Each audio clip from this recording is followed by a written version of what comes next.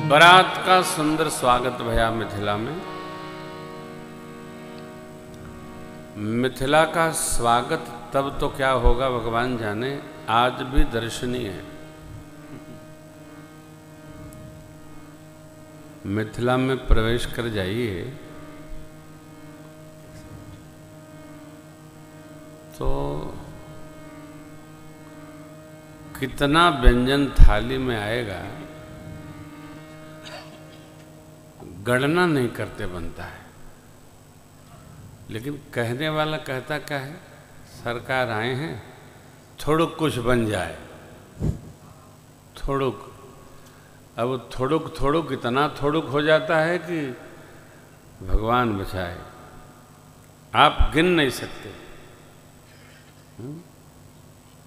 क्या हो, आप तो चुप गए, रह गए। हाँ, सात प्रकार का तो सागर रहता है और कोई भी कड़वा नहीं बनता है। मिथिला के लोग बड़े मीठे हैं, बहुत मीठे हैं। मिथिला के लोग बड़े, आज भी बड़े मीठे हैं। चिंतन भाई आएगी नहीं, आप लोग बहुत है मिर्चा खाते हो भैया।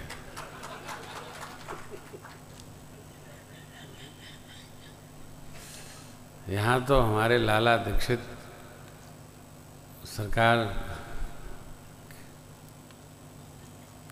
पा ही लिया जाए, 4 दिन बचा है। यहाँ का भी अपना वैशिष्ट्य है। मिथिला ओह गुलजार नगरी है साहब, मिथिला माँ की भूमि है। जो बने वो कम लगता है उन लोगों को, अपने को तो भर जाता है, बनता ही नहीं। क्या बात। तो बारात को देखकर सबके नेत्र जुड़ाए गए, ऐसा साज सजा है। देखिए, बारात और बाराती, बर के साथ जो आवे सो बाराती।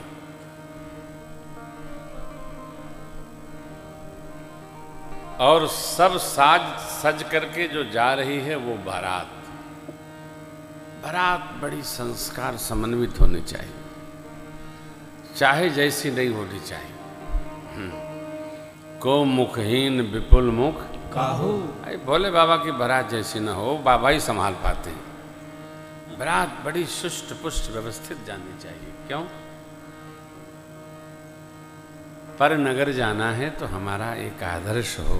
हम गए, लोग कहने लगे साहब बारात तो, आज भी लोग कहते हैं, अरे साहब क्या बारात आई, बारात तो आई थी उनकी। ये समन्वित संस्कार। देखा, सखियां देखी, सखा लोग देखे, प्रसन्न हो गए। 2 लाला लोग पहले थे और 2 बाद में भी महाराज के संग में दिखाई पड़े। बारात की उपमा बाबा कहते हैं, उपमान को कहता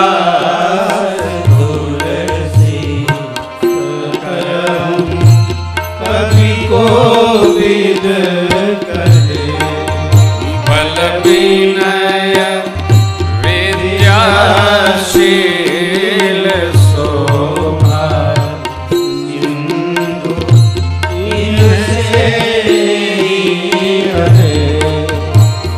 पुरनारी सकल पसायंचल वचन सुहावहि। पुरनारी सकल पसायंचल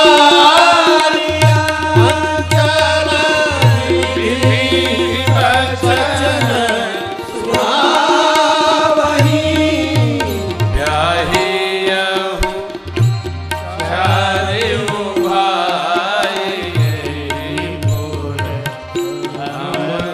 मंगल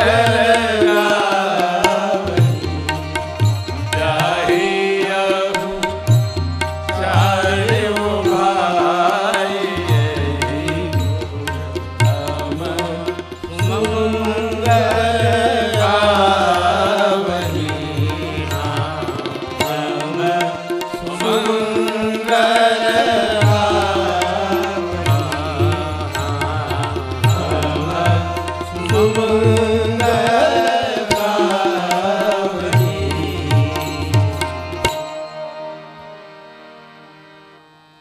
दूल्हा भी एक।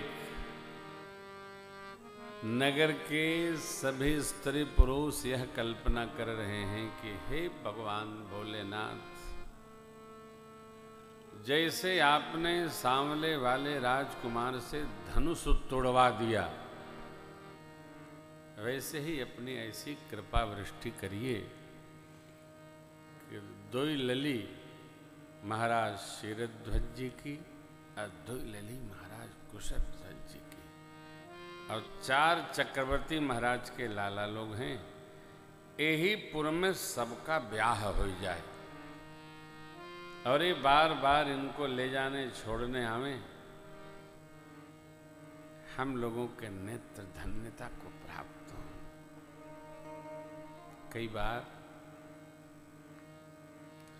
ऐसा होता है कि जहां हमारे नेत्र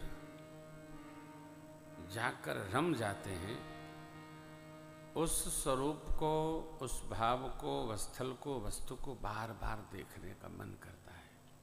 ये मन की क्या कहें आपको। साध के सदाचार में लगा दो तो सदाचार का दर्शन करना चाहता है, और कदाचार में लगा दो तो कदाचार का दर्शन करना चाहता है। मन की बड़ी विचित्र गति है। आप भगत है, प्रयत्न करिए कि मन को खींचकर उसी भाव में लगाना है जिस पर इनकी करुणा वृष्टि हो। नगर के नर नारी भगवान भोलेनाथ से प्रार्थना कर रहे हैं, और भगवान भोलेनाथ आदि देव अवढर दानी है। कोई थोड़ा भी पूजा करके उनकी प्रार्थना करता है तो बहुत शीघ्र ही बाबा प्रसन्न भी हो जाते हैं। इस प्रकार सभी नर नारी भगवान शिव से प्रार्थना करते हैं। सब राजा लोग अपने अपने स्थल में जा जाकर विश्राम करने लगे। इधर शतानंद जी महाराज, गुरु विश्वामित्र जी, गुरु वशिष्ठ भगवान मिलकर मंत्रणा किए, और दिव्य ब्राह्मण कौन, तो साक्षात वेद भगवान उपस्थित हुए, और वेद भगवान ने मुहूर्त विचार कर लिया। एक बात का सर्वकाल हमको स्मरण करना चाहिए, चक्रवर्ती महाराज के कुल में केवल जन्म के मुहूर्त का विचार तो किया गुरुदेव भगवान ने, शेष गुरुजी ने किसी कार्य के मुहूर्त का विचार नहीं किया। न ब्याह के मुहूर्त का विचार किया और न सरकार के युवराज पद पर आसीन होने के मुहूर्त का विचार किया। चक्रवर्ती महाराज ने जब कहा कि प्रभु कोई शुभ मुहूर्त बता दें, तो गुरुदेव भगवान ने कहा था, बेग विलंब न करी नृप साजिए सबोई समाज, सुदिन सुमंगल तबहि जब राम हो, जब राम जी युवराज बन जाए, वही दिन सुंदर दिन है। अब जब माने कब, जब बनना होगा बनेंगे, क्योंकि राम जी युवराज नहीं है, मेरे राम जी राजा हैं। युवा राजा और राजा बहुत अंतर है। सोचने से नहीं होता है, जो होना होता है वही होता है।